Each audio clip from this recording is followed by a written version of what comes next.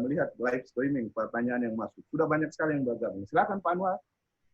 Ya, Assalamualaikum warahmatullahi wabarakatuh. Salam sejahtera buat kita sekalian. Om Swastiastu. Salam Namo Buddhaya. Salam kebajikan. Alhamdulillah wa syukurillah. Wassalatu wassalamu ala rasulillah amma ba'd. Yang saya cintai, saya hormati, dan saya banggakan saudara saya, Bapak Dr. Hidayat Lamakarate, Sekretaris Provinsi Sulawesi Tengah, bersama keluarga. Yang saya cintai dan saya banggakan adinda saya Dr. Rahmat sebagai moderator kita pada siang hari ini. Teman-teman sekalian yang mengikuti jalannya diskusi pada sore hari ini yang saya cintai dan saya muliakan. Pertama-tama, walaupun agak terlambat, saya ingin menyampaikan minal aidin wal faizin, mohon maaf lahir dan batin, wabil khusus kepada saudara saya, Pak Sekprov, yang baru kali ini lagi saya bisa bertatap muka langsung dengan beliau, walaupun lewat virtual seperti ini.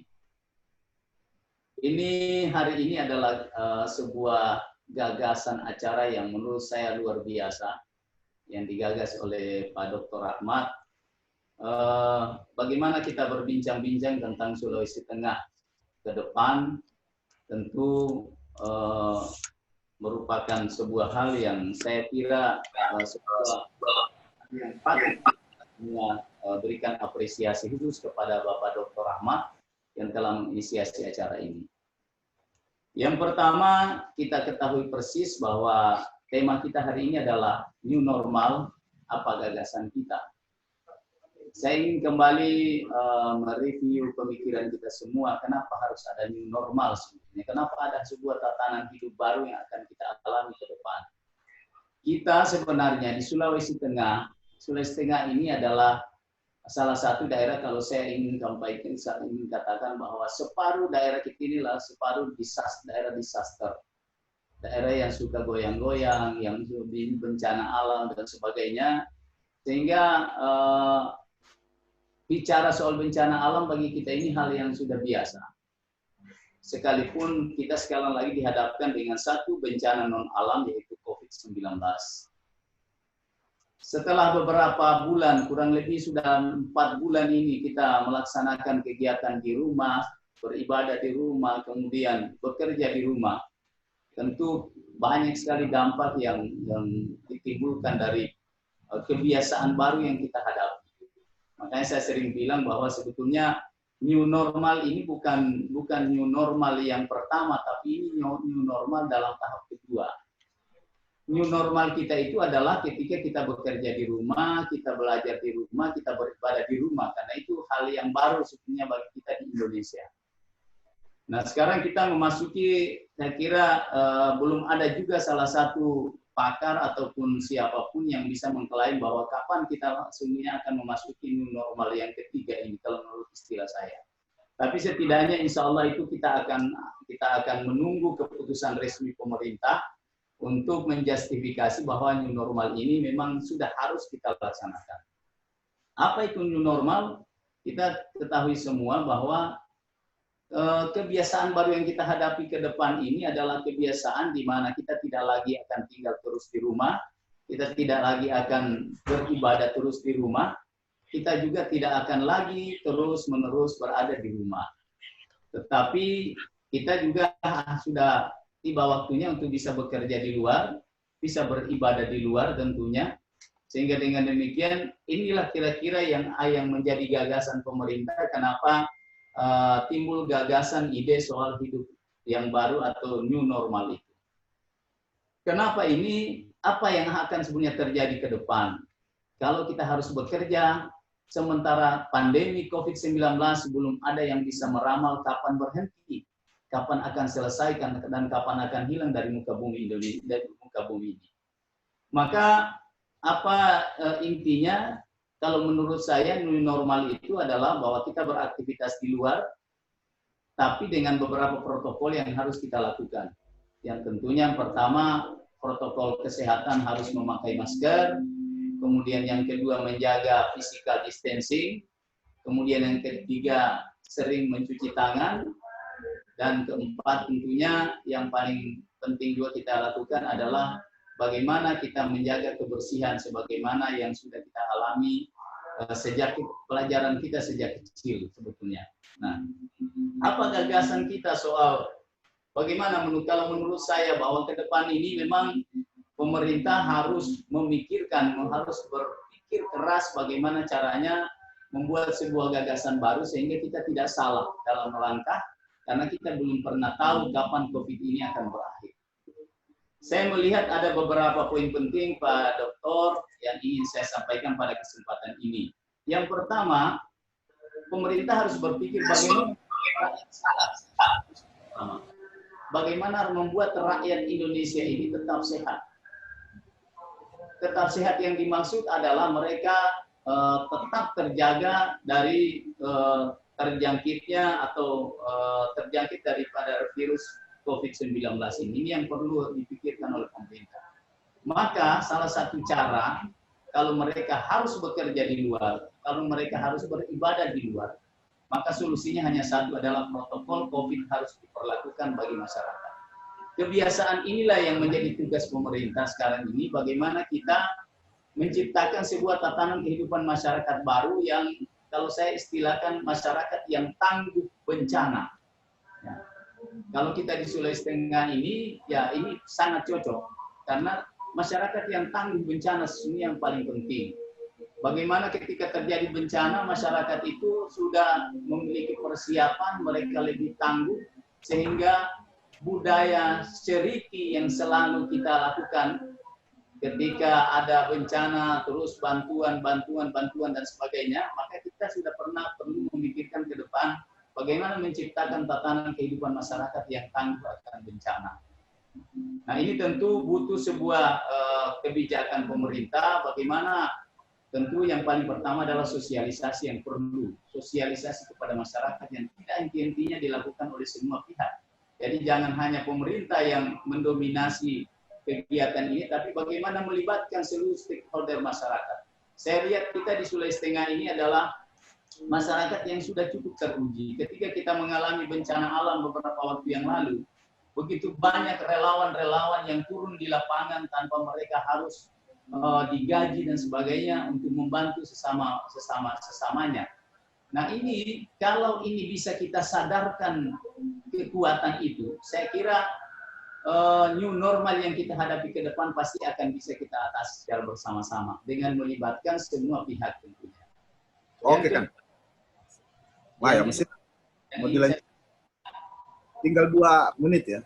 Yang kedua, saya ingin selalu bagaimana rakyat tidak kelaparan. Ini yang paling penting. Karena mereka akan baru memulai hidup baru, maka gagasan saya, pemikiran saya ke depan adalah bagaimana pemerintah mengurangi beban rakyat kita. Beban-beban rakyat yang saya maksudkan itu adalah salah satu yang paling utama itu beban pendidikan dan beban kesehatan. Bagaimana sekarang BPJS sudah mulai naik lagi, ditetapkan oleh pemerintah, maka harus ada usaha ke depan. Rakyat kita sekarang ini sangat dalam krisis ekonomi yang dihadapi, dan mereka harus ada usaha pemerintah untuk meringankan beban mereka. Terutama bagaimana masyarakat miskin itu bisa berobat secara gratis, dan bagaimana orang-orang yang susah itu bisa sekolah tanpa harus ada pungutan apapun di sekolahnya misalnya. Kemudian tentu yang ketiga itu bagaimana membangkitkan modernisasi pertanian. Kita Sulawesi Tengah hebat sekali kita sebenarnya. Sekarang ini Kabupaten Morowali itu adalah kabupaten yang memiliki pertumbuhan ekonomi tertinggi di Indonesia hari ini, tahun 2019, menurut data BPS. Tetapi kalau kita lihat nilai tukar petani itu masih sangat rendah. Maka ke depan itu modernisasi di bidang pertanian dan perikanan itu menjadi prioritas kita, sehingga nilai tukar para petani dan nelayan kita itu bisa lebih tinggi, tidak hanya dalam sektor pertambangan seperti yang kita alami hari ini. Saya kira itu gagasan-gagasan singkat yang ingin saya sampaikan. Insya Allah nanti kita lakukan diskusi pendalaman pada saat materi diskusi nanti. Saya kembalikan kepada Pak Dr. Rahmat. Terima kasih. Pak Anwar Hafid, tadi ada 5 catatan. Ada 5 catatan kunci yang sudah disampaikan oleh Pak Anwar Hafid. Saya ulang sedikit. Pertama, rakyat tetap sehat. Itu kata kuncinya. Setelah rakyat tetap sehat, penerapan protokol COVID, tanggap bencana, Sulawesi Tengah merupakan daerah yang kuat bencana, ya, tangguh bencana. Keempat, rakyat tidak boleh kelaparan. Dan yang kelima, modernisasi pertanian seperti yang beliau sudah contohkan. Kelima poin tadi itu menjadi catatan awal untuk opening speech yang sudah disampaikan oleh Bapak Anwar Hafid. Ya, ini menarik sekali melihat menyambut kondisi new normal yang akan terjadi. Selanjutnya, 5 menit kedua kita serahkan kepada Bapak Hidayat Lamakrate untuk menyampaikan gagasan-gagasan kunci beliau tentang bagaimana kondisi atau bagaimana pandangan beliau tentang new normal dan gagasan untuk Sulawesi Tengah di dalam kondisi new normal ke depan. Kepada Bapak Hidayat Lamakrate, waktu dan tempat kami persilakan. Ya, terima kasih moderator adinda saya Dr. Ahmad Arsyad. Ini yang menggagas acara ini. Yang saya hormati saudara saya Bapak Haji Anwar Hafid, anggota DPR RI. Insya Allah mudah-mudahan Bapak dan keluarga di Jakarta selalu dalam keadaan sehat walafiat. Yang saya hormati jika sudah bergabung dengan kita, orang tua saya Bapak Rusdi Masturah, dan juga yang saya hormati, cintai, dan saya banggakan semua rekan-rekan yang tergabung dalam acara diskusi virtual yang dilaksanakan pada sore hari ini. Pertama-tama, saya juga ingin menyampaikan, masih di bulan Syawal ini, minal aidin wal faizin, mohon maaf lahir dan batin. Kalau dalam kesempatan biasanya kita bisa bersilaturahmi, berjabatan tangan, tapi kali ini kita berjabat hati lewat pertemuan virtual seperti yang dilaksanakan pada sore hari ini. Baik, kalau kita bicara soal konsep new normal yang sekarang diterapkan di seluruh dunia, termasuk di Indonesia, saya hanya melihat bahwa dalam konsep new normal itu, sesungguhnya yang ingin ditegaskan adalah bagaimana kemudian kita bisa masuk pada kehidupan normal yang baru, kebaruan dalam kehidupan kita. Artinya hal-hal yang dulu kita anggap tidak biasa, kemudian hari ini harus kita lakukan sebagai bagian yang merupakan bagian dari kehidupan kita, menjadi kebiasaan yang harus kita lakukan, maka itulah kebaruan sesungguhnya yang mungkin dimaksudkan dalam new normal itu, di mana dengan merebaknya virus COVID-19 yang bukan hanya di Indonesia tapi di seluruh dunia. Kemudian ternyata kita semua diberikan pengetahuan, diberikan pemahaman tentang bagaimana sesungguhnya kita bisa hidup normal kembali dalam situasi pandemik ini masih berlangsung. Kenapa bisa dibayangkan kurang lebih hampir dari mulai Maret kalau untuk Sulawesi Tengah, ya, untuk Sulawesi Tengah itu mulai Maret sampai dengan bulan Juni ini, itu situasi kondisi kita masih sama dengan daerah lain, artinya masih ada masyarakat kita yang terkonfirmasi positif untuk COVID-19 itu. Tapi kemudian pemerintah mulai dari pusat sampai ke daerah sudah menerapkan konsep yang namanya new normal itu. Artinya bagaimana masyarakat tidak lagi terkurung di rumah seperti kata saudara saya tadi Pak Anwar Hafid, bagaimana aktivitas masyarakat sudah mulai dibuka, orang sudah mulai bisa bekerja kembali, aktivitas kemudian masyarakat bisa melakukan aktivitas sosialnya, aktivitas ekonominya, bahkan mereka sudah bisa beribadah. Nah, kebijakan-kebijakan baru ini tentu akan menjadi tantangan besar di kita. Kenapa? Sampai dengan hari ini secara nasional kita masih melihat bahwa kecenderungan untuk turun dari angka pandemik ini kelihatan belum terjadi. Di mana justru sekarang kita melihat bahwa masih trennya naik terus. Namun di antara kenaikan itu bukan berarti kemudian kita tidak bisa lagi melakukan semua aktivitas normal kita yang sebelumnya. Tetapi untuk menjaga agar supaya penyebar luasan virus COVID-19 ini kemudian tidak terlalu luas, maka kehidupan baru yang kita laksanakan ke depan ini, sekarang dan ke depan ini adalah kita harus mematuhi standar yang ditetapkan oleh pemerintah melalui Kementerian Kesehatan yang disampaikan kepada kita semua untuk bagaimana kita bisa menyesuaikan diri. Jadi kita bisa beradaptasi dengan kondisi yang terjadi sekarang ini. Kalau saya mengatakan bahwa bagaimana kemudian kita bisa hidup berdampingan dengan kondisi di mana di sekitar kita masih ada dugaan orang-orang yang mungkin bisa saja membawa virus itu yang kita kenal dengan OTG, seperti contoh kemarin bahwa ternyata kita menganggap bahwa di Kota Palu ini, Sulawesi Tengah ini sudah terjadi angka landai terhadap pertambahan COVID-19.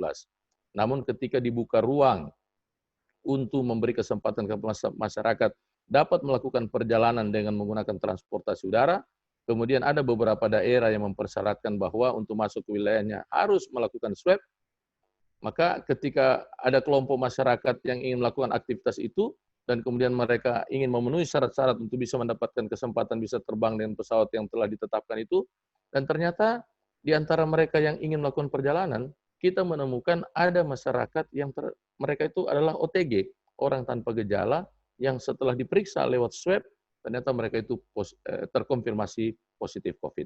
Nah, dari kondisi itu kita mengetahui bahwa di sekitar kita ternyata masih ditemukan ada masyarakat-masyarakat yang tidak bergejala, tapi kemudian mereka itu tidak mengetahui bahwa dirinya terkonfirmasi positif dan hidup di antara masyarakat lainnya. Nah, kalau kemudian pola kehidupan normal baru ini tidak kita terapkan, maka pertambahan penyebar luasan virus COVID-19 ini akan terjadi secara masif. Nah, oleh sebab itu, pada kesempatan ini saya ingin mengatakan bahwa masyarakat Sulawesi Tengah, masyarakat Indonesia, khususnya masyarakat Sulawesi Tengah, adalah masyarakat yang boleh saya bilang begitu cepat bisa beradaptasi dengan kondisi bencana non-alam yang terjadi baru-baru ini. Hal itu bisa kita lihat kemarin pada tanggal 28 September 2018, di mana terjadi bencana alam yang begitu dahsyat yang menimpa daerah kita. Kemudian masyarakat kita bagaimana menyikapi itu ketika di daerah lain dengan kondisi situasi, kondisi bencana yang sama, memerlukan waktu yang cukup lama untuk bisa kembali dalam kehidupan normalnya, tapi kemudian khusus di Sulawesi Tengah, orang memberi apresiasi, orang luar memberi apresiasi. Setiap saya bertemu dengan orang luar, baik luar daerah kita, luar negeri, menyatakan, oh luar biasa Sulawesi Tengah, masyarakatnya begitu cepat bisa beradaptasi dengan kondisi bencana, dan mereka begitu cepat bisa bangkit dari persoalan itu. Walaupun memang ada diskusi-diskusi tentang sultan bangkit pada saat itu. Tapi secara umum, orang luar mengakui bahwa kita cepat sekali bisa beradaptasi dan menyesuaikan diri dengan kondisi baru ketika terjadi bencana. Dan hal yang sama juga saya rasakan bahwa dengan kondisi bencana non-alam kali ini, masyarakat Sulawesi Tengah, bahkan masyarakat Indonesia juga kemudian memiliki kekuatan adaptasi yang begitu cepat, sehingga mereka bisa mengatur pola hidupnya untuk menyesuaikan diri hidup berdampingan dengan COVID-19 yang sekarang masih ada di sekitar kita. Kemudian yang kedua, saya ingin mengatakan bahwa dalam situasi seperti ini, diperlukan adanya kecepatan untuk melakukan perubahan-perubahan. Harus ada inovasi-inovasi baru yang harus segera dilakukan. Kenapa? Karena biar kita menemukan cara-cara yang terbaru, yang mudah dan murah, untuk bisa kita tetap melanjutkan kehidupan kita, tanpa kemudian kita terlalu khawatir dengan kondisi penyebaran pandemi COVID-19 yang ada di sekitar kita. Dan juga yang tidak kalah penting dalam persoalan ini adalah kehadiran pemerintah. Pemerintah yang kemudian bisa mengantisipasi secara cepat, tepat, tentang penanganan COVID-19 di daerah maupun secara nasional. Kenapa? Karena situasi seperti ini dibutuhkan pemerintah yang tegas, pemerintah yang kuat, pemerintah yang berani mengambil keputusan. Kenapa? Karena masyarakat tidak bisa menunggu. Masyarakat tidak bisa menunggu untuk mereka misalnya mendapatkan dukungan bantuan dari pemerintah. Olehnya itu kemarin ketika peristiwa ini terjadi di Sulawesi Tengah, pandemi COVID-19 ini terjadi di Sulawesi Tengah, pemerintah Provinsi Sulawesi Tengah mengambil langkah cepat. Langkah cepat pertama adalah segera melakukan refocusing anggaran untuk mengalokasikan dalam rangka memberikan dukungan kepada masyarakat yang terdampak secara sosial. Kemudian memberikan dukungan terhadap penanganan masalah kesehatan. Dan memberikan dukungan terhadap penyiapan cadangan pangan agar supaya tidak terjadi kekurangan pangan di daerah-daerah tertentu yang mengalami dampak besar terhadap COVID-19 ini.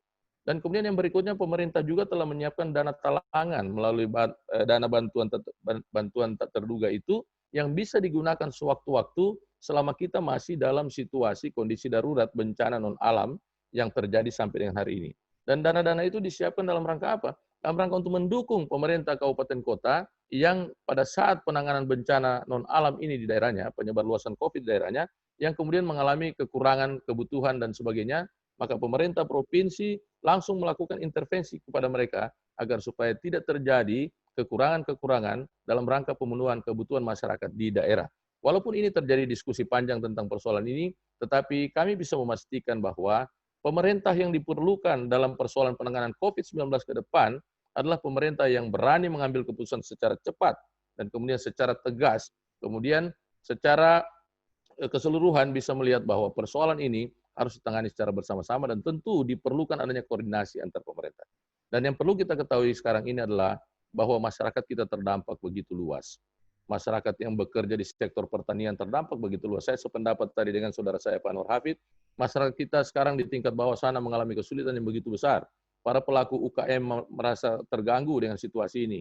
Kemudian para pengusaha pun terganggu. Kenapa? Karena mereka tidak bisa menjalankan kembali aktivitasnya, sehingga banyak sekali orang yang harus dirumahkan sekarang ini. Mereka itu orang-orang yang membutuhkan dukungan bantuan dari pemerintah. Nah, selain dukungan pemerintah, kita memastikan bahwa kita juga memberikan kesempatan kepada masyarakat untuk bisa memulai kembali aktivitas ekonominya dengan mencarikan bantuan-bantuan yang tidak hanya bersumber dari pemerintah, tapi dari lembaga-lembaga lain yang bisa bekerja sama dengan pemerintah guna memberikan bantuan kepada mereka supaya bisa melakukan kembali aktivitasnya. Dengan demikian, saya ingin mengatakan bahwa kehidupan kenormalan yang baru ini harus segera kita laksanakan.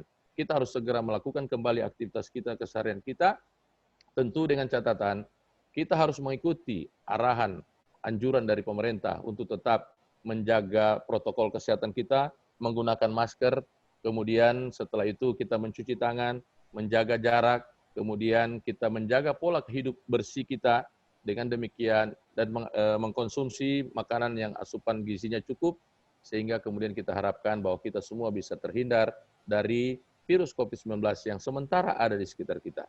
Dan saya ingin tutup penyampaian saya ini bahwa ketika kemarin ada sebuah peristiwa di Sulawesi Tengah di mana terjadi lonjakan COVID-19 terkonfirmasi positif, kemudian di antara sebuah kegiatan hadir beberapa banyak orang di sana, dan di antara kerumunan orang itu ada yang terkonfirmasi positif, tapi karena hampir semua di antara mereka itu menggunakan standar COVID, masker, tidak bersalaman, kemudian menjaga jarak, dan sebagainya, alhamdulillah hasil pemeriksaan terhadap mereka-mereka yang hadir di sekitar kawasan acara itu semua terkonfirmasi non-reaktif. Artinya bahwa ketika kita melakukan apa yang dianjurkan pemerintah, insya Allah mudah-mudahan kita bisa terhindar dari COVID-19 itu. Saya kira ini sementara dari saya. Terima kasih. Saya kembalikan ke Dr. Ahmad. Terima kasih Pak Sektor, terima kasih Kak Dayat. Jadi ada catatan-catatan kunci yang beliau sampaikan, yang telah disampaikan oleh Bapak Hidayat Lamakate tadi. Ada pertama, new normal ya kita harus bisa beradaptasi. Setelah beradaptasi kita harus bisa melakukan inovasi dalam setiap kondisi.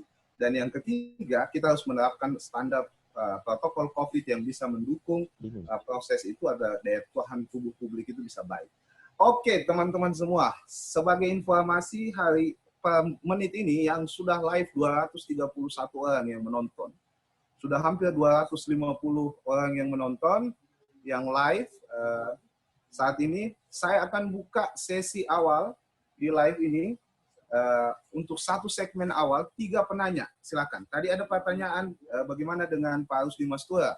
Kami sudah jelaskan tadi bahwa kami sudah mengundang beliau. Beliau belum bisa memastikan apakah bisa ikut bergabung atau tidak pada acara kita sore hari ini. Oke. Silakan kami buka segmen pertama. Oke, sudah ada pertanyaan dari Ilham Japanama, SEMM, dari Kabupaten Toli-Toli. Beliau bertanya kepada Bapak Hidayat Lamakate. Pertanyaan beliau, pemerintah harus menyiapkan data pendukung yang baik sebelum menjalankan rencana new normal. Oke, tunggu. Rencana new normal. Tanpa melaksanakan proses pemeriksaan, pertanyaannya bagaimana skenario pelonggaran PSBB? Itu pertanyaan pokoknya. Bagaimana skenario pelonggaran PSBB yang di Sulawesi Tengah dalam menjalankan new normal? Bagaimana ketika terjadi pelonggaran PSBB, bagaimana kita skenario yang disiapkan pemerintah dalam kondisi new normal? Untuk Pak Hidayat Lamakate. Ya, ada yang Dedi Prasakti, nggak seru Pak Dokter karena tidak ada Pak Cudi. Ya, kami menantikan semoga bisa bergabung. Kemudian, ya mungkin siapa lagi? Ya, pertanyaan kedua kalau ada.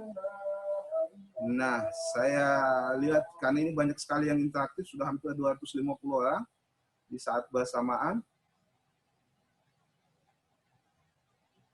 Ya, untuk Pak Anwar, Oke. Kalau untuk Pak Anwar itu pertanyaan kenapa untuk Pak HL. Oh, Pak Mutfi ya. Di sini tulisannya soalnya untuk Pak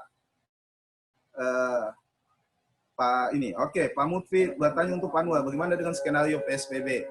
Pelonggaran itu apa yang disiapkan oleh pemerintah?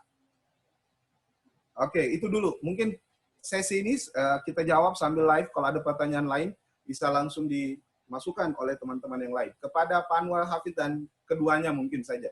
Bersama Pak Hidayat Lamakati. Bagaimana skenario PSBB ini dengan pelonggaran yang dilakukan? Silakan ke Pak Anwar dulu ya. Silakan Pak Anwar. Kami persilakan.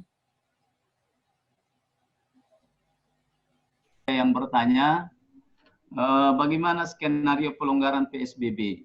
Jadi sebenarnya kalau bicara secara umum, kita sesuai dengan arahan dari Kementerian Kesehatan bahwa diberikan kewenangan penuh kepada masing-masing daerah untuk menentukan kondisi masing-masing daerah. Namun demikian saya ingin menyampaikan bahwa berdasarkan data yang sudah disampaikan tadi oleh Pak Sekprov, saya lihat memang untuk Sulawesi Tengah, ini pandangan saya, bahwa Sulawesi Tengah alhamdulillah hari ini kalau kita lihat peningkatannya tidak terlalu masif. Apa yang sudah dilakukan selama ini sangat-sangat luar biasa. Walaupun kemarin ada sedikit lonjakan kita lihat itu karena memang beberapa hal yang sudah dilakukan langsung dengan teman-teman yang mau keluar daerah. Namun demikian satu hal yang membuat kita semua bersemangat bahwa ketika salah seorang pejabat di Sulawesi Tengah dinyatakan positif, tapi kemudian setelah dilakukan pemeriksaan kepada semua orang yang kontak pada saat itu, alhamdulillah semua dalam keadaan negatif. Jadi ini sebuah harapan baru sebetulnya bagi kita semua bahwa insya Allah skenario pelonggaran PSBB ini itu sudah kalau saya melihat ada kemungkinan yang sangat besar dilakukan oleh pemerintah kita, baik oleh Bapak Gubernur maupun oleh Bapak Bupati ke depan. Nah, kalau kita ingin, karena ada dua persoalan sebetulnya yang dihadapi bangsa oleh pemerintah hari ini yang sangat ribet, kalau menurut saya sangat rumit dihadapi oleh pemerintah kita. Yang pertama, bagaimana menjaga masyarakat kita tetap sehat, dan bagaimana menjaga masyarakat kita agar tidak kelaparan. Ini PR saya lihat bagi semua gubernur, bupati, termasuk presiden yang kalau kita melihat mereka, mungkin mereka santai, tapi saya kira mereka tidur pun tidak nyenyak saat ini. Karena memikirkan dua hal ini. Membiarkan melonggarkan PSBB, tapi pasti akan terjadi lonjakan kasus, atau kemudian tetap menahan masyarakat di dalam rumah, tetapi mereka akan dihadapkan pada krisis ekonomi yang semakin dalam. Nah, oleh karena itulah saya kira pelonggaran PSBB ini bagi saya, dengan kita, yang penting kita konsisten, karena di negara-negara lain juga sudah melakukan itu. Katakanlah misalnya contoh yang paling bagus kita lihat kalau negara lain, itu Jepang yang sudah melakukan itu, sekalipun kasus positif masih ada. Kemudian di beberapa daerah di Indonesia ini kalau kita lihat, saya lihat ada di Jawa Timur, ada satu desa dibuat semacam desa tangguh COVID begitu namanya. Nah, saya kira kita di Sulawesi Tengah tadi sudah dijelaskan oleh Pak Sekprov, termasuk juga saya jelaskan dari awal bahwa kita ini Sulawesi Tengah, kalau saya bilang kita sudah biasa, sudah teruji kita. Nah, dengan tinggal caranya sekarang ini bagaimana menyatukan semua ketangguhan kita itu dengan cara bagaimana caranya supaya mendidik masyarakat kita untuk lebih disiplin hari ini. Karena itu yang paling penting. Disiplin untuk menerapkan protokol COVID.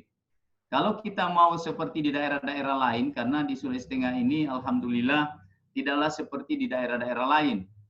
Kalau kita mau melakukan seperti pertanyaan tadi, bagaimana kita bisa menentukan soal data? Data ini memang pekerjaan yang sangat berat. Bayangkan kalau di Sulawesi Tengah ini, berapa? Hampir 2 juta lebih masyarakat harus kita lakukan PCR, katakanlah itu. Berapa besar kira-kira dana yang harus kita keluarkan untuk itu. Tapi dengan cara konsisten, kemudian disiplin menerapkan protokol COVID, seperti yang sudah kita lakukan selama ini, baik yang dilakukan oleh Pak Gubernur maupun oleh para bupati, Saya kira Sulawesi Tengah insya Allah pelonggaran PSBB ini akan terus sudah akan berjalan, dan sekarang Pak Gubernur juga sudah membuka itu, saya lihat di mana-mana. Dan terakhir kemarin Buol juga kalau tidak salah sudah tidak melanjutkan lagi, PSBB sudah berakhir kemarin. Jadi ini merupakan tanda yang baik bagi kita semua di Sulawesi Tengah. Tapi intinya bagi saya, pesan saya hanya itu, mari kita masyarakat disiplin. Jangan kita menganggap bahwa ini tugas pemerintah. Jangan kita menganggap bahwa kita ini kan tugas pemerintah bagaimana mendisiplinkan rakyat. Tidak, ini tugas kita semua. Kalau bisa semangat kita kemarin untuk saling tolong menolong ketika terjadi bencana alam tanggal 28 September yang lalu, itu kita bangkitkan kembali. Semua orang merasa memiliki perasaan senasib sepenanggungan untuk sama-sama menjaga. Dengan cara tadi itu, wajib pakai masker, kemudian kebiasaan baru kalau bisa sudahlah, jangan dulu kita sering berjabat tangan. Ya, kalau dulu berjabat tangan terus berangkulan, cipika-cipiki, kalau bisa sekarang sudahlah kita hilangkan dulu itu. Kalau pemerintah sekarang sudah membuka beribadah di rumah ibadah, ya tentu di rumah ibadah juga harus kita konsisten dan disiplin. Bagaimana rumah-rumah ibadah, masjid-masjid kita, gereja-gereja, pura kita menjadi bersih, kemudian kita juga yang masuk ke dalam bersih. Saya kira insya Allah kalau kita semua sepakat bersama-sama, insya Allah Sulawesi Tengah bisa kita bebaskan dari COVID-19 ini. Saya kira itu tanggapan saya dari apa yang disampaikan tadi.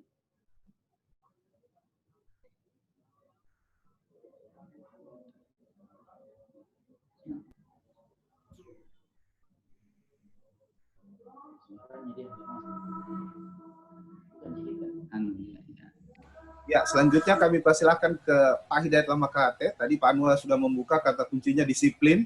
Nah, bagaimana kira-kira pandangan Pak Hidayat Lamakate tentang pasca pelonggaran PSBB ini yang dilakukan oleh pemerintah di banyak daerah dan kondisi new normal? Kepada Pak Hidayat kami silakan. Ya, terima kasih. Yang pertama berkaitan dengan penyiapan data yang baik. Bagaimana pemerintah menyiapkan data yang baik? Pada hari ini saya ingin mengatakan kepada seluruh warga masyarakat di Sulawesi Tengah bahwa pemerintah Provinsi Sulawesi Tengah itu telah menghimpun semua data yang bersumber dari data yang dilakukan oleh pemerintah kabupaten kota, yang kemudian dikirimkan kepada pusat data kami di Provinsi Sulawesi Tengah.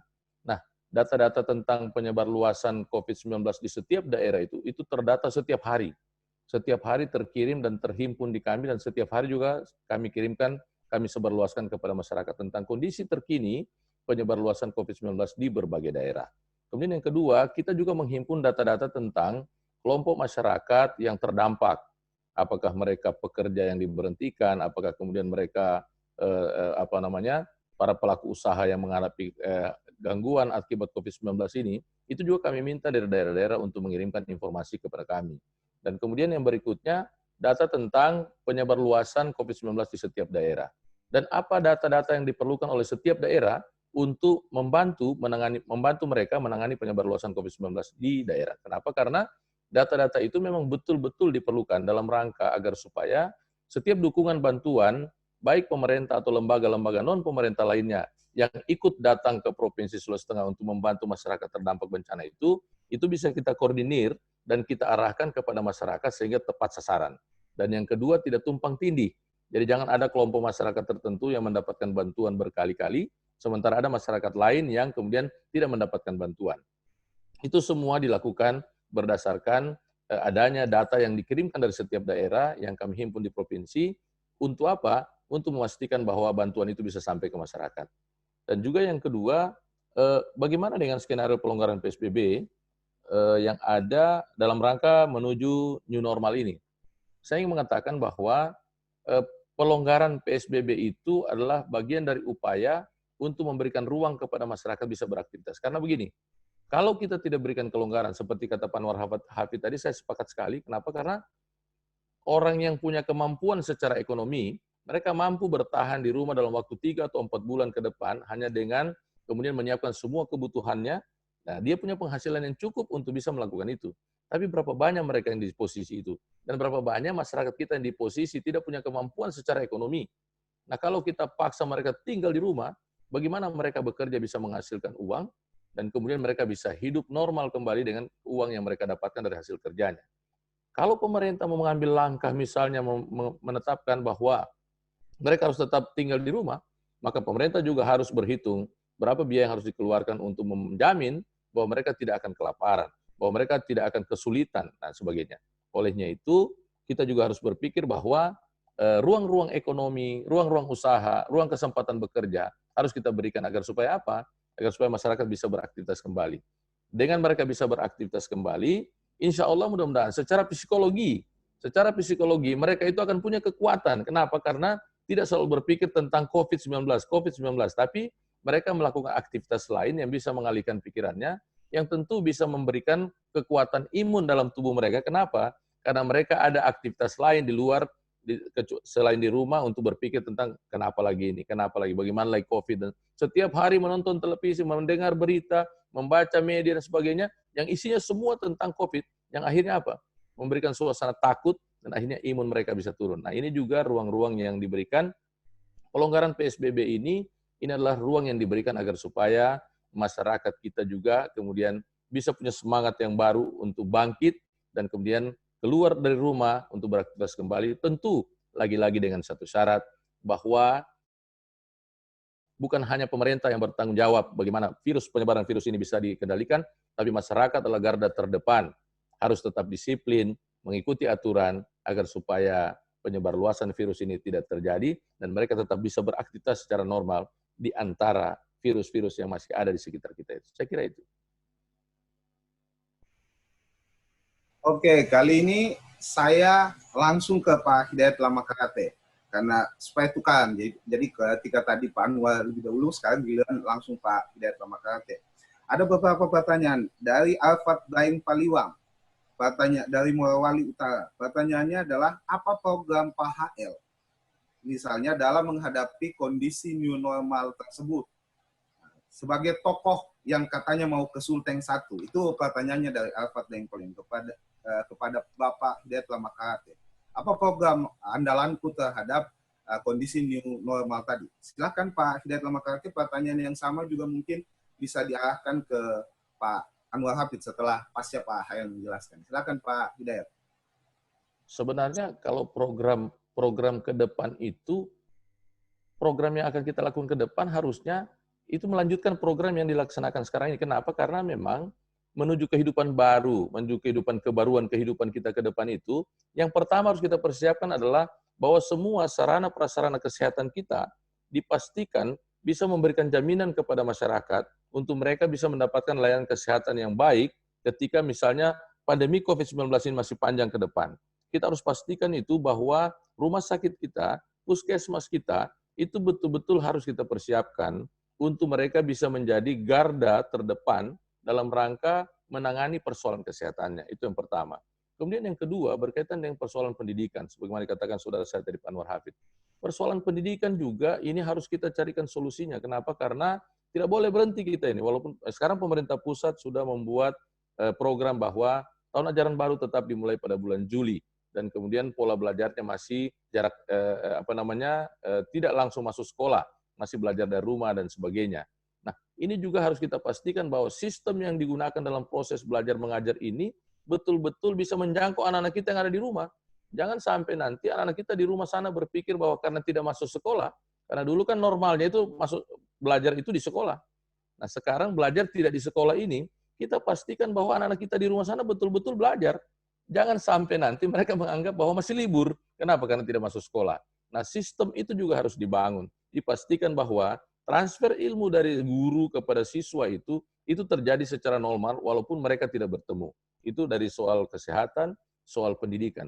Dan kemudian yang berikutnya, di kondisi sekarang ini kita harus memastikan bahwa masyarakat kita sudah harus kembali bisa beraktivitas. Kenapa? Banyak masyarakat petani kita yang sekarang ini terdampak atas COVID-19 ini.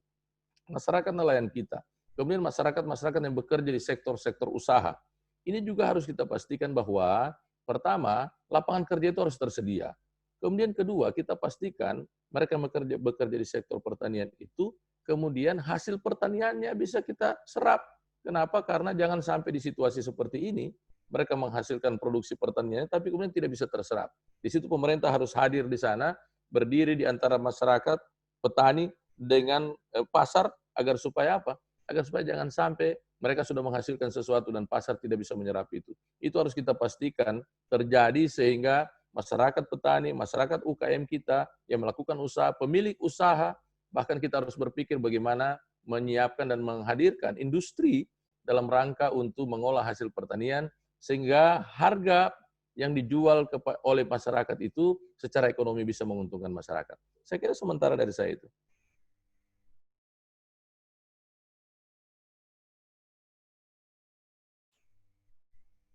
Suaranya, Mat, suaranya.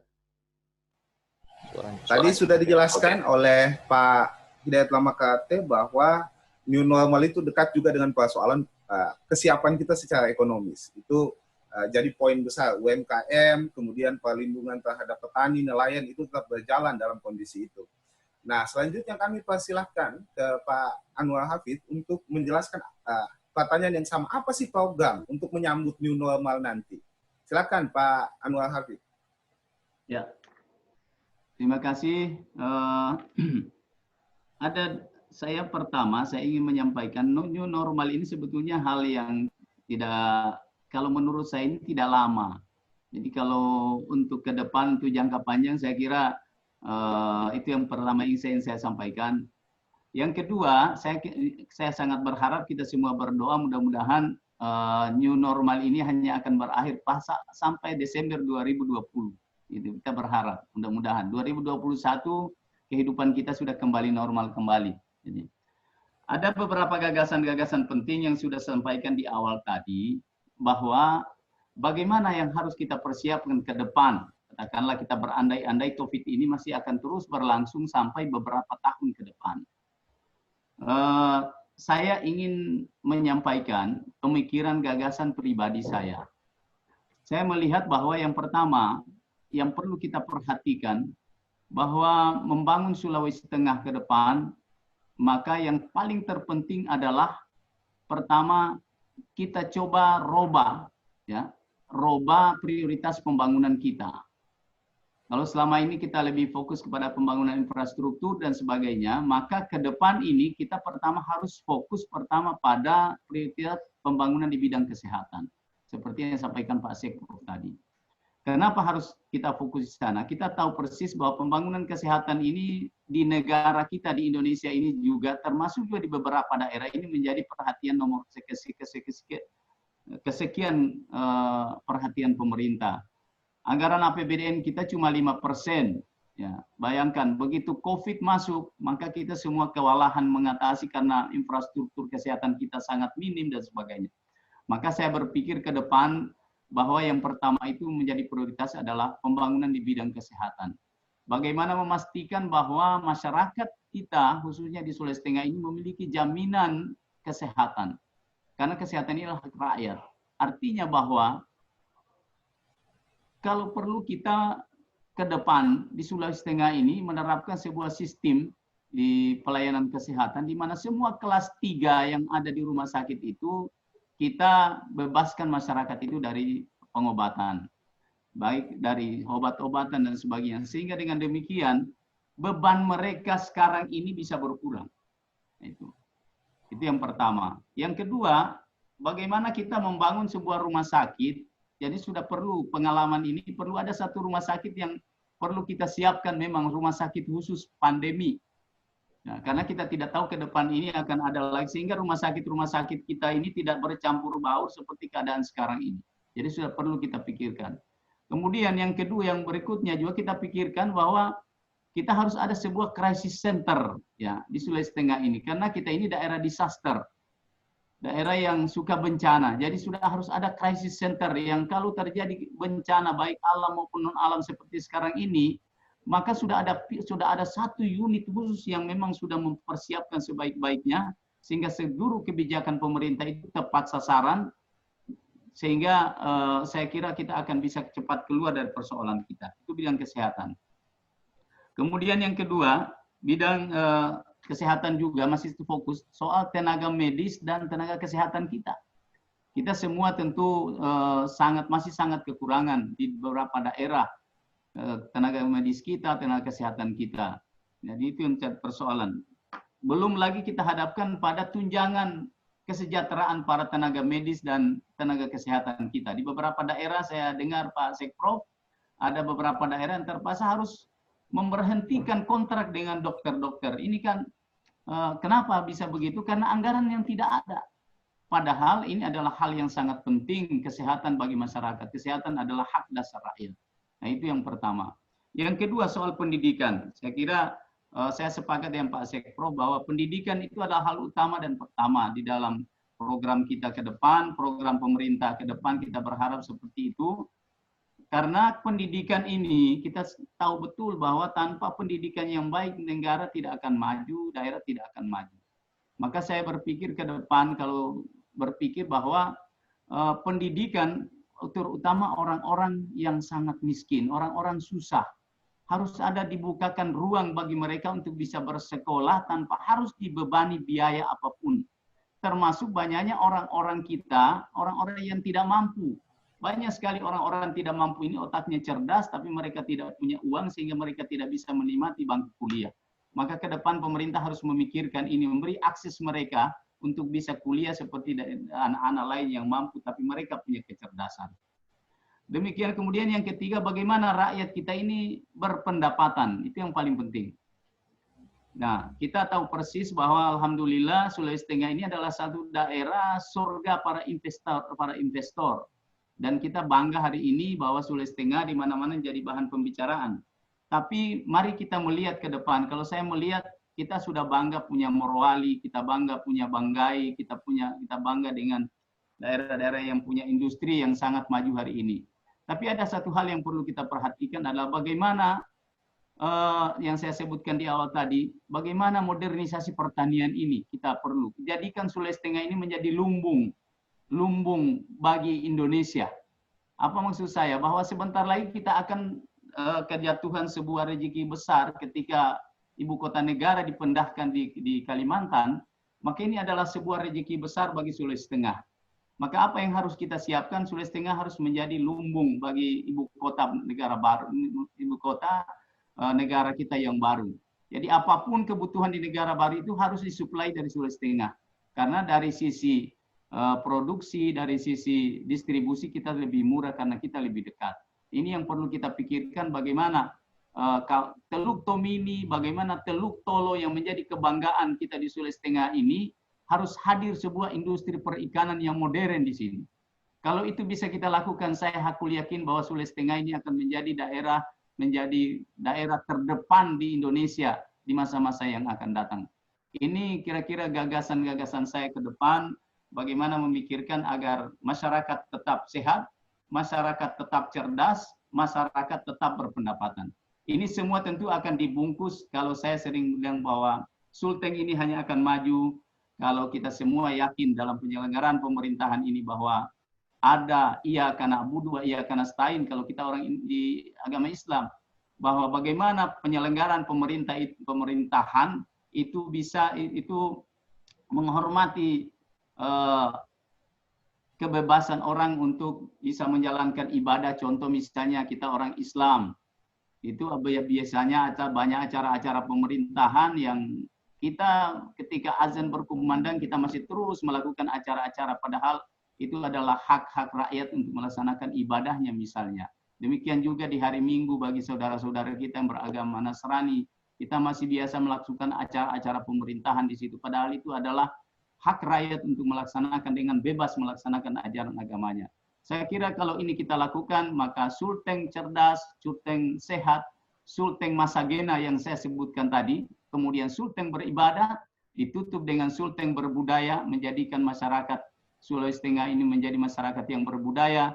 Insya Allah itulah harapan kita dalam menghadapi new normal yang akan datang. Saya kira demikian Pak Dokter. Terima kasih.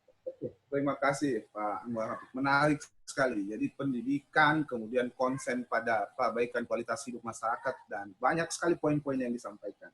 Saya masih punya satu segmen terakhir sebelum tadi yang diingatkan oleh Pak Anwar Hafid menghargai. Jadi beliau di Jakarta sekarang ini live ini dibagi dari 3 kota. Ada beliau di Jakarta, saya di Makassar, dan Pak Sekretaris Provinsi Pak Hidayat Lamakarte dari Palu.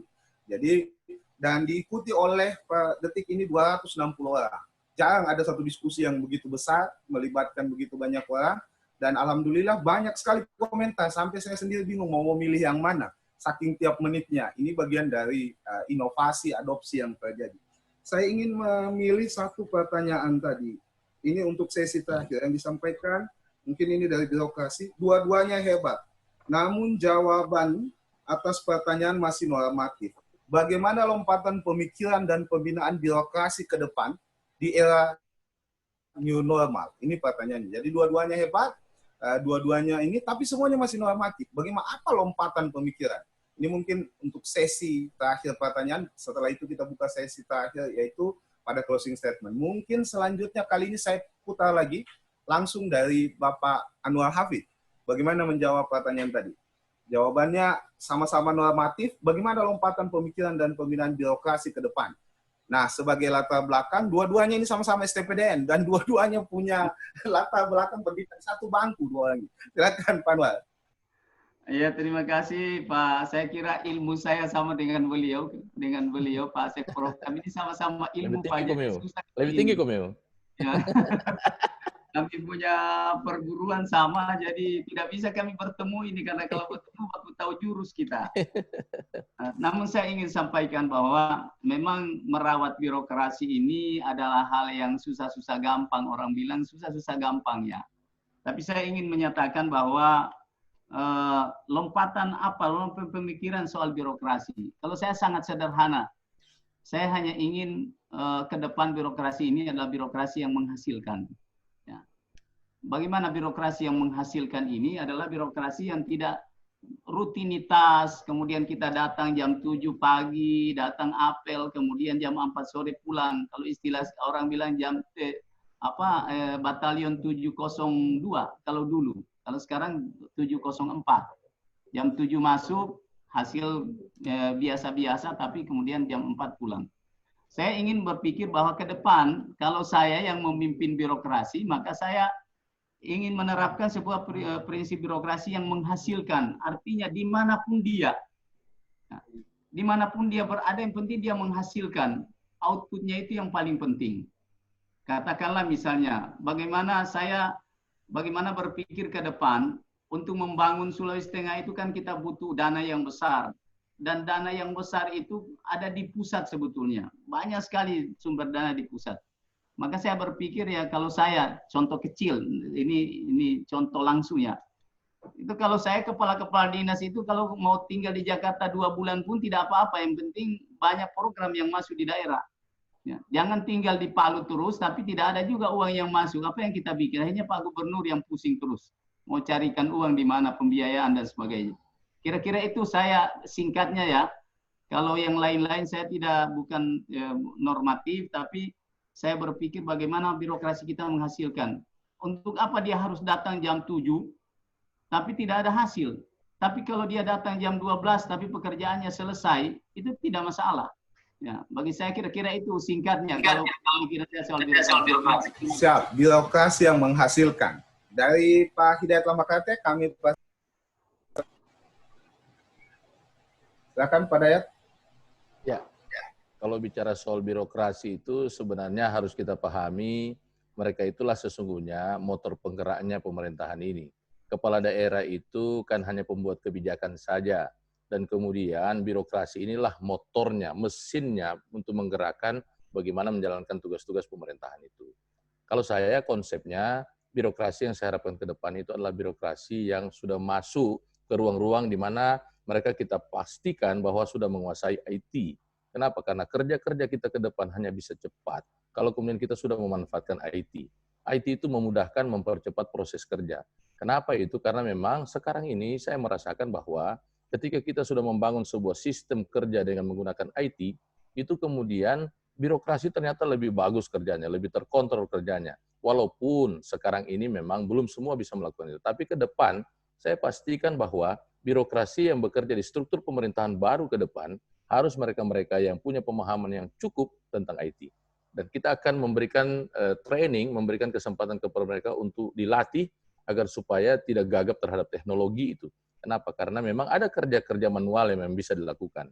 Tetapi dengan kemajuan dunia sekarang ini, masyarakat juga semakin cerdas, maka birokrasi juga harus semakin cerdas. Dan yang kedua saya bilang, diperlukan birokrasi yang disiplin, tidak bisa tidak. Birokrasi yang disiplin itu bisa lahir dari ketika ada pemimpin yang kemudian bisa menjadi contoh bagi mereka untuk menerapkan bagaimana disiplin dalam bekerja.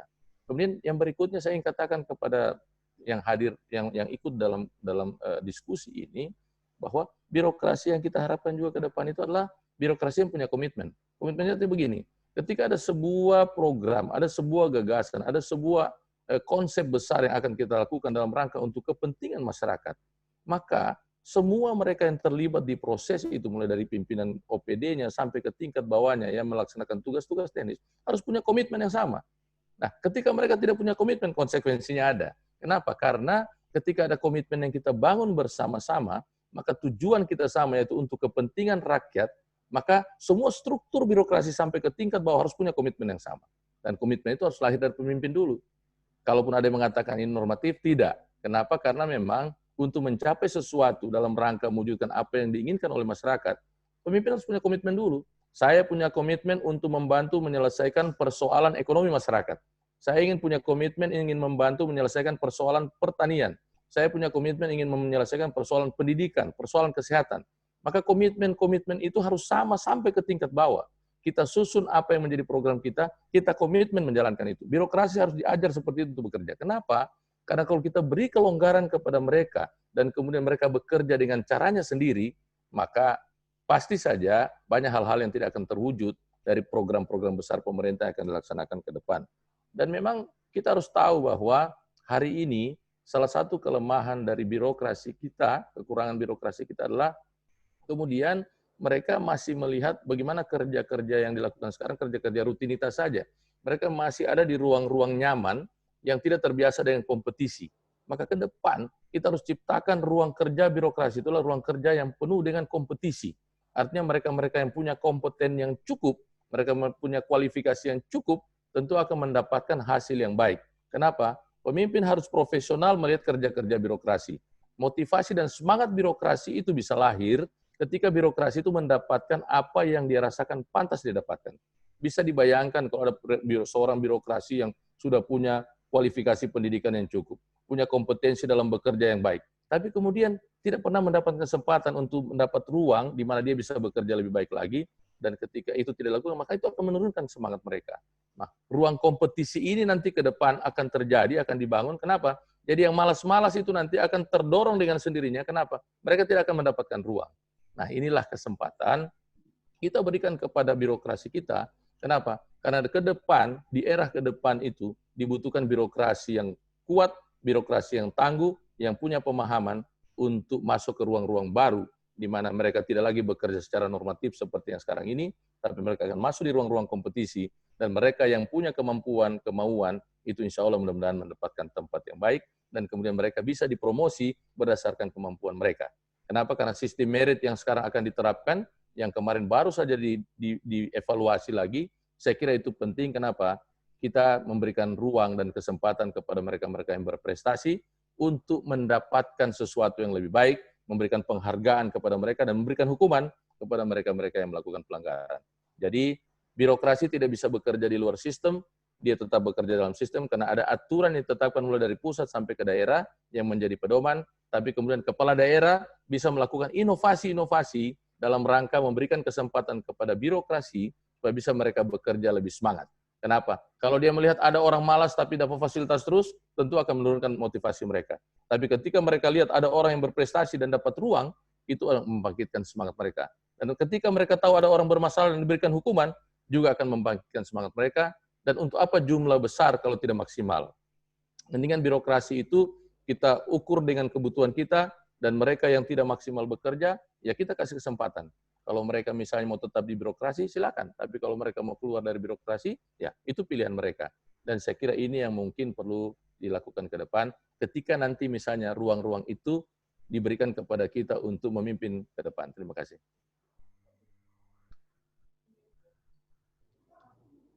Terima kasih, Pak Hidayat Lamakatir. Catatannya IT, birokrasi yang punya kemampuan IT, komitmen, dan serta kompetensi. 3 catatan poin pokok yang disampaikan oleh Pak Hidayat Lamakate tadi untuk persoalan birokrasi.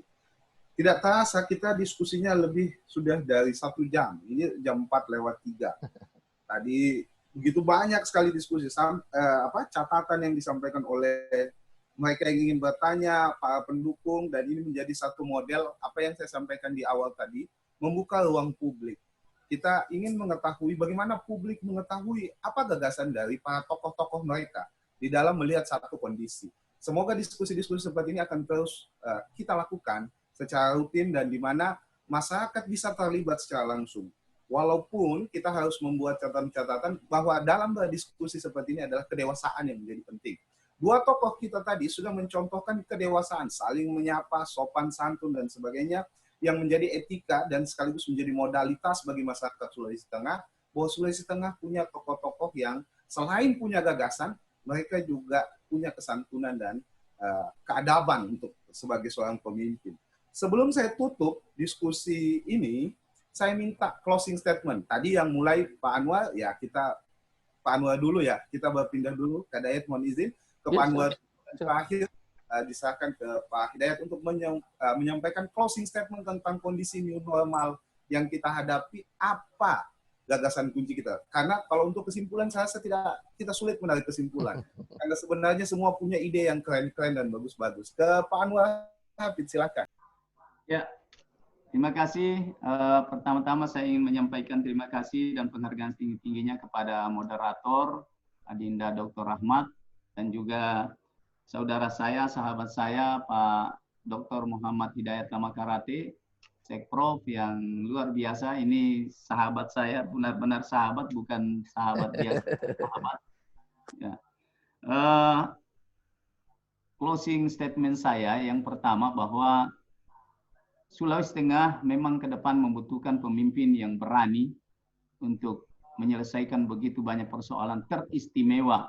Bagaimana memulihkan Sulawesi Tengah pasca bencana 28 September, kita masih punya banyak tunggakan, masih banyak warga kita yang dihuntara dan sebagainya. Kemudian yang kedua, bagaimana masih banyak masyarakat yang kehilangan pekerjaan. Kemudian kita lagi berhadapan dengan COVID-19 hari ini, banyak masyarakat kita yang hari ini juga kehilangan harus PHK. Ini semua tentu butuh keberanian seorang pemimpin ke depan untuk bisa mencarikan solusi dari semua persoalan rakyat tersebut. Akhir kata saya ingin menyatakan bahwa normal baru adalah hubungan baru, tantangan baru bagi kita semua. Karena itulah Sulteng butuh harapan baru. Dan harapan baru itu Anwar Hafid. Demikian, Allah musta'an. Assalamualaikum warahmatullahi wabarakatuh. Waalaikumsalam warahmatullahi wabarakatuh. Selanjutnya, Pak Hidayat Lamakate. Ya, terima kasih. Di akhir diskusi ini, saya mendukung apa yang disampaikan oleh saudara saya, Bapak Anwar Hafid. Memang kami ini tidak bisa dipisahkan. Satu guru, ya, satu sekolah. Jadi ilmu kami tidak jauh-jauh beda. Artinya kami juga sama. Ketika kami pernah menjadi kepala daerah, beliau kepala daerah, saya pernah menjadi pejabat kepala daerah, cara kerja kami juga sama. Kami selalu bekerja untuk kepentingan rakyat. Saya juga melihat Pak Anwar Hafid juga melakukan itu. Jadi di akhir diskusi ini saya ingin mengatakan bahwa saya sependapat dengan beliau, dibutuhkan pemimpin ke depan itu pemimpin yang berani. Berani dalam arti apa? Berdiri di depan. Jadi berdiri di depan. Jadi bukan di belakang. Berdiri di depan rakyatnya, untuk menyatakan bahwa dia akan bekerja untuk membantu menyelesaikan semua persoalan masyarakatnya. Dan dia menghibahkan dirinya itu untuk memastikan bahwa kerja-kerja itu benar-benar kerja-kerja yang ditujukan untuk kebahagiaan, kesejahteraan masyarakatnya. Dan tidak memikirkan tentang dirinya. Dia rela berkorban tentang semua yang dia punya, untuk apa? Untuk bisa memberikan yang terbaik kepada masyarakat. Dibutuhkan pemimpin seperti itu ke depan. Kemudian kedua, dalam rangka kita mendiskusikan tentang new normal kali ini, saya ingin mengatakan bahwa diperlukan adanya kecepatan kita untuk beradaptasi dengan kondisi yang ada sekarang ini. Kita tidak bisa tinggal diam lagi, kita harus beradaptasi segera dengan kondisi yang ada. Kita tidak bisa lagi mengatakan kami tidak bisa beraktivitas, kami tidak karena masih ada pandemik dan sebagainya. Tidak bisa. Kita harus membutuhkan masyarakat yang cepat beradaptasi. Kemudian yang kedua, saya ingin mengatakan bahwa diperlukan ada inovasi-inovasi baru dalam rangka percepatan penyelesaian persoalan-persoalan pandemi maupun persoalan kebencanaan kemarin. Dan yang ketiga, diperlukan ada pemerintah yang kemudian harus bekerja cepat. Kenapa bekerja cepat? Karena persoalan masyarakat ini tidak bisa terlalu lama kita diskusikan. Keputusan harus segera diambil, karena masyarakat menunggu sekarang, tidak nanti. Olehnya itu, pemerintah harus bekerja cepat dalam menyelesaikan setiap persoalan masyarakatnya. Dan saya bisa memastikan bahwa ke depan, masyarakat kita yang terdampak 2 bencana dalam waktu yang berdekatan, bencana alam 28 September yang belum juga selesai penanganannya sampai dengan hari ini, dan bencana non-alam yang sementara berlangsung, saya juga berani memastikan bahwa insya Allah ke depan, mereka-mereka yang terdampak bencana itu akan segera mendapatkan semua hak-haknya, dan mereka akan segera keluar dari persoalan yang mereka hadapi sekarang ini. Insya Allah, saya kira itu dari saya. Terima kasih. Assalamualaikum warahmatullahi wabarakatuh. Terima kasih, kita beri aplaus untuk Pak Hidayat. Jadi kata kuncinya adaptasi, inovasi, dan kecepatan. Senang sekali diskusi kita pada sore hari ini. Saya tidak ingin menyimpulkan apa-apa, karena menyimpulkan itu adalah proses membatasi. Yang jelas kita sudah mendengarkan apa yang menjadi gagasan dari 2 tokoh kita menghadapi new normal. Mereka punya formulasi masing-masing. Pak Anwar punya stressing point tadi pada bagaimana birokrasi yang menghasilkan, bagaimana kemudian mendorong perekonomian Sulawesi Tengah, bagaimana menaati protokol COVID dan sejumlah solusi-solusi yang disampaikan. Pak Hidayat Lamakate bicara tentang adopsi, bicara tentang inovasi, bicara tentang kecepatan, bicara tentang IT. Semua itu sudah terekam di kepala kita, dan ruang publik sedang merekam diskusi kita sore ini. Semoga ini adalah bagian dari pencerdasan politik, bagian dari pendidikan politik yang dilakukan oleh Indonesian Development. Boleh dong sponsor sedikit. Indonesian Development Engineering Consultant terhadap teman-teman semua yang ada di Sulawesi Tengah, dan seri-seri diskusi seperti ini akan kita terus laksanakan. Terima kasih kepada semuanya, dan akhirnya Assalamualaikum warahmatullahi wabarakatuh. Waalaikumsalam. Salam warahmatullahi wabarakatuh. Harapan baru, Sulawesi Tengah. Siap, mantap. Iya. Semoga sehat-sehat selalu. Andalan. Iya. Salam buat semua keluarga. Iya. Siap. Insyaallah Oke. nanti ketemu kalau di Palu lagi. Kapan-kapan kalau ke Palu kita ketemu. Siap. Soalnya kita tunjukkan kepada masyarakat bahwa kita ini bersaudara. Kita ini tidak terganggu dengan persoalan politik. Persoalan politik itu urusan lain. Pertemanan, persaudaraan tetap harus terbangun. Insya Allah, mudah-mudahan. Jangan alergi bertemu untuk berdiskusi. Mantap. Siap. Terima kasih. Amin. Assalamualaikum. Salam warahmatullahi wabarakatuh.